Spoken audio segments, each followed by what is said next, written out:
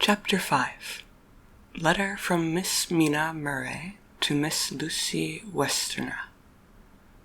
9th of May. My dearest Lucy, forgive my long delay in writing, but I have been simply overwhelmed with work. The life of an assistant schoolmistress is sometimes trying. I am longing to be with you, and by the sea, where we can talk together freely and build our castles in the air. I have been working very hard lately, because I want to keep up with Jonathan's studies, and I have been practicing shorthand very assiduously. When we are married, I shall be able to be useful to Jonathan, and if I can stenograph well enough, I can take down what he wants to say in this way, and write it out for him on the typewriter, at which also I am practicing very hard. He and I sometimes write letters in shorthand, and he is keeping a stenographic journal of his travels abroad. When I am with you, I shall keep a diary in the same way. I don't mean one of those 2 pages to the week with Sunday squeezed in a corner diaries, but a sort of journal which I can write in whenever I feel inclined. I do not suppose there will be much of interest to other people, but it is not intended for them. I may show it to Jonathan some day, if there is in it anything worth sharing, but it is really an exercise book. I shall try to do what I see lady journalists do, interviewing and writing descriptions and trying to remember conversations. I am told that with a little practice, one can remember all that goes on, or that one hears said during a day. However, we shall see. I will tell you of my little plans when we meet. I have just had a few hurried lines from Jonathan from Transylvania. He is well, and will be returning in about a week. I am longing to hear all his news. It must be so nice to see strange countries. I wonder if we, Jonathan and I, shall ever see them together. There is the 10 o'clock bell ringing. Goodbye. Your loving Mina. Tell me all the news when you write. You have not told me anything for a long time. I hear rumors, and especially of a tall, handsome, curly-haired man. Letter. Lucy Westerner to Mina Murray. 17 Chatham Street, Wednesday. My dearest Mina, I must say you tax me very unfairly with being a bad correspondent. I wrote to you twice since we parted, and your last letter was only your second. Besides, I have nothing to tell you. There is really nothing to interest you. Town is very pleasant just now, and we go a good deal to picture galleries and for walks and rides in the park. As to the tall, curly-haired man, I suppose it was the one who was with me at the last pop. Someone has evidently been telling tales. That was Mr. Holmwood. He often comes to see us, and he and his mamma get on very well together. They have so many things to talk about in common. We met some time ago a man that would just do for you, if you were not already engaged to Jonathan. He is an excellent party, being handsome, well off, and of good birth. He is a doctor and really clever. Just fancy. He is only 29, and he has an immense lunatic asylum all under his own care. Mr. Holmwood introduced him to me, and he called here to see us, and often comes now. I think he is one of the most resolute men I ever saw, and yet the most calm. He is absolutely imperturbable. I can fancy what a wonderful power he must have over his patients. He has a curious habit of looking one straight in the face, as if trying to read one's thoughts. He tries this very much with me, but I flatter myself he has got a tough nut to crack. I know that from my glass. Do you ever try to read your own face? I do, and I can tell you it is not a bad study, and gives you more trouble than you can well fancy if you have never tried it. He says that I afford him a curious psychological study, and I humbly think I do. I do not, as you know, take sufficient interest in dress to be able to describe the new fashions. Dress is a bore. That is slang again, but never mind.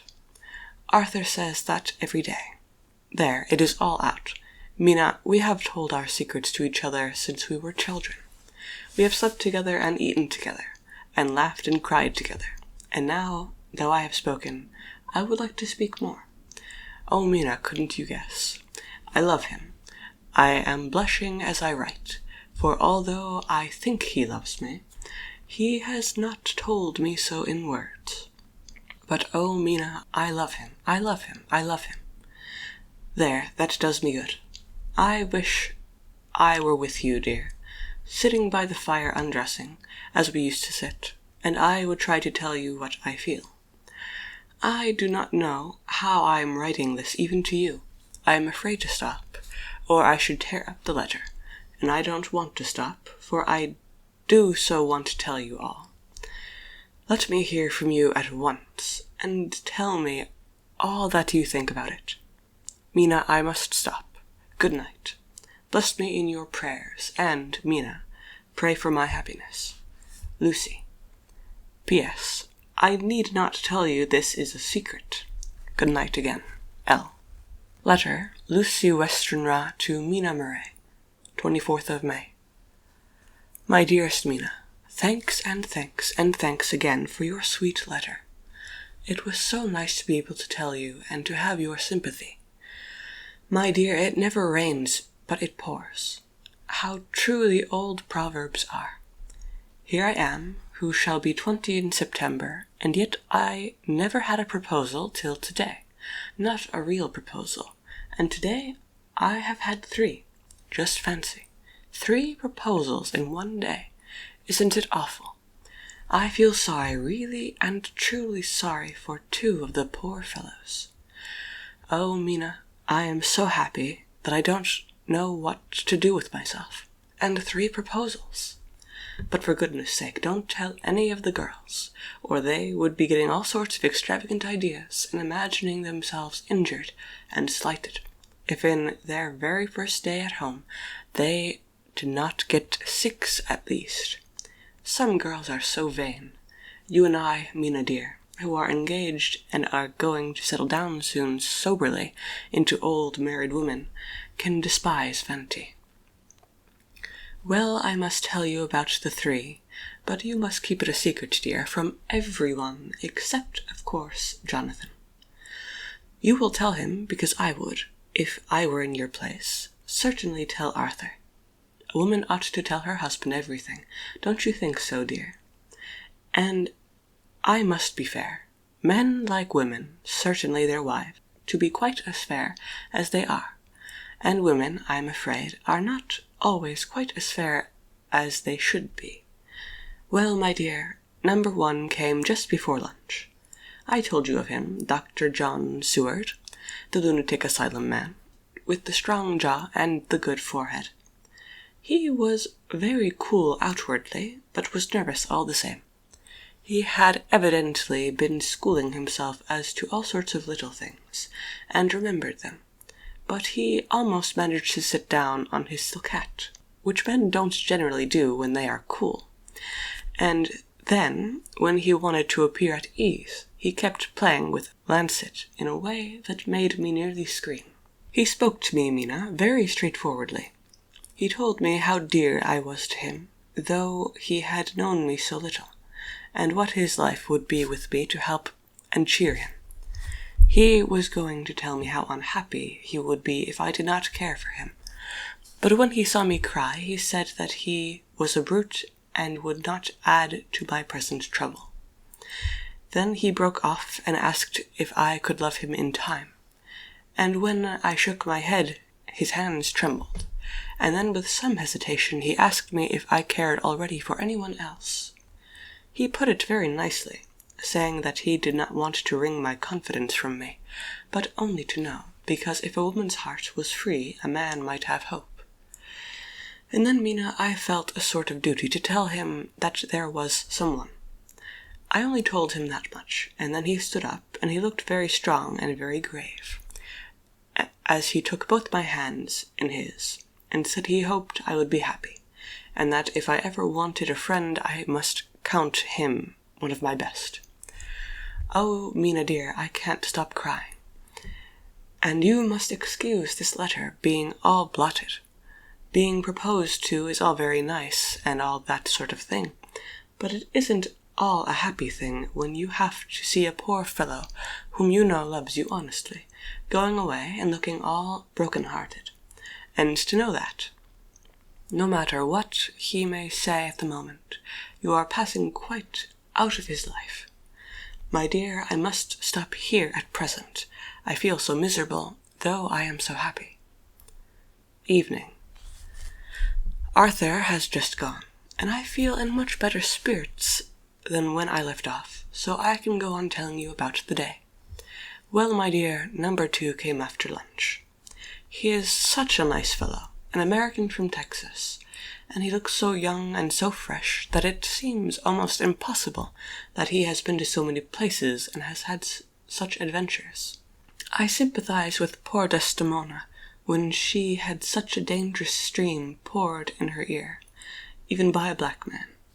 I suppose that we women are such cowards that we think a man will save us from fears, and we marry him. I know now what I would do if I were a man and wanted to make a girl love me. No, I don't, for there was Mr. Morris telling us his stories, and Arthur never told any, and yet, my dear, I am somewhat previous. Mr. Quincy P. Morris found me alone. It seems that a man always does find a girl alone. No, he doesn't, for Arthur tried twice to make a chance, and I, helping him all I could, I am not ashamed to say it now. I must tell you beforehand that Mr. Morris doesn't always speak slang. That is to say, he never does so to strangers or before them, for he is really well educated and has exquisite manners. But he found out that it amused me to hear him talk American slang, and whenever I was present, and there was no one to be shocked, he said such funny things. I am afraid, my dear, he has to invent it all, for it fits exactly into whatever else he has to say. But this is a way slang has. I do not know myself if I shall ever speak slang. I do not know if Arthur likes it, as I have never heard him use any as yet. Well, Mr. Morris sat down beside me, and looked as happy and jolly as he could, but I could see all the same that he was very nervous. He took my hand in his, and said ever so sweetly, "Miss Lucy, I know I ain't good enough to regulate the fixin's of your little shoes, but I guess if you wait till you find a man, that is you will go join them 7 young women with the lamps when you quit. Won't you just hitch up alongside of me, and let us go down the long road together, driving in double harness?" Well, he did look so good-humoured and so jolly, that it didn't seem half so hard to refuse him as it did poor Seward. So I said as lightly as I could that I did not know anything of hitching, and that I wasn't broken to harness at all yet.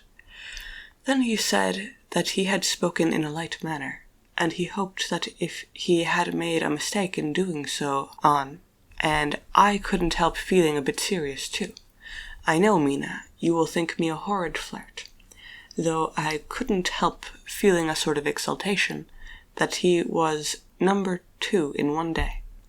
And then, my dear, before I could say a word, he began pouring out a perfect torrent of love-making, laying his very heart and soul at my feet.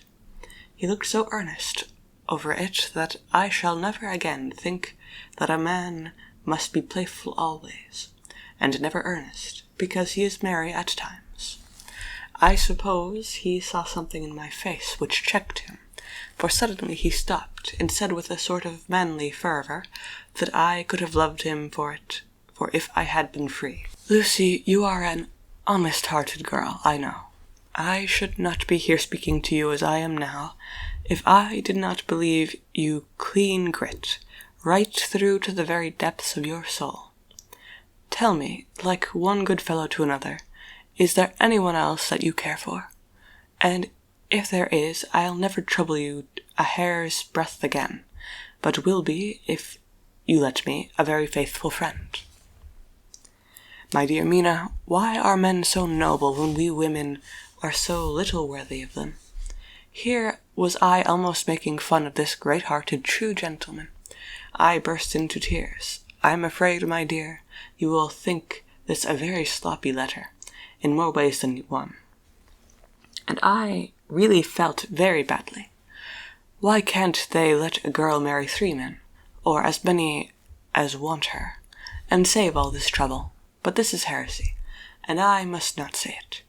I am glad to say that, though I was crying, I was able to look into Mr. Morris's brave eyes, and I told him out straight, yes, there is someone I love, though he has not told me yet that he even loves me. I was right to speak to him so frankly, for quite a light came into his face, and he put out both his hands and took mine. I think I put them into his, and in a hearty way. That's my brave girl. It's better worth being late for a chance of winning you than being in time for any other girl in the world. Don't cry, my dear. If it's for me, I'm a hard nut to crack, and I take it standing up. If that other fellow doesn't know his happiness, well, he'd better look for it soon, or he'll have to deal with me. Little girl, your honesty and pluck have made me a friend, and that's rarer than a lover. It's more unselfish anyhow. My dear, I'm going to have a pretty lonely walk between this and Kingdom Come. Won't you give me one kiss? It'll be something to keep off the darkness now and then. You can, you know, if you like, for that other good fellow. He must be a good fellow, my dear, and a fine fellow, or you could not love him. Hasn't spoken yet. That quite won me, Mina, for it was brave and sweet of him, and noble too. To a rival, wasn't it? And he so sad, I leant over and kissed him. He stood up with my 2 hands in his, and as he looked down into my face, I'm afraid I was blushing very much, he said, Little girl, I hold your hand, and you've kissed me. And if these things don't make us friends, nothing ever will. Thank you for your sweet honesty to me, and goodbye. He wrung my hand, and taking up his hat, went straight out of the room without looking back, without a tear or a quiver or a pause, and I am crying like a baby. Oh, why must a man like that be made unhappy, when there are lots of girls about who would worship the very ground he trod on? I know I would if I were free. Only I don't want to be free. My dear, this quite upset me, and I feel I can write of happiness just at once, after telling you of it, and I don't wish to tell you of the number 3 until it can be all happy. Your ever-loving Lucy. P.S. Oh, about number 3, I needn't tell you of number 3, need I? Besides, it was all so confused, it seemed only a moment from his coming into the room till both his arms were round me, and he was kissing me. I am very, very happy, and I don't know what I could have done to deserve it. I must only try in the future to show that I am not ungrateful to God for all his goodness to me, in sending to me such a lover, such a husband, and such a friend. Goodbye. Dr. Seward's Diary, kept in phonograph. 25th of May. Ebb tide in appetite today, cannot eat, cannot rest, so diary instead.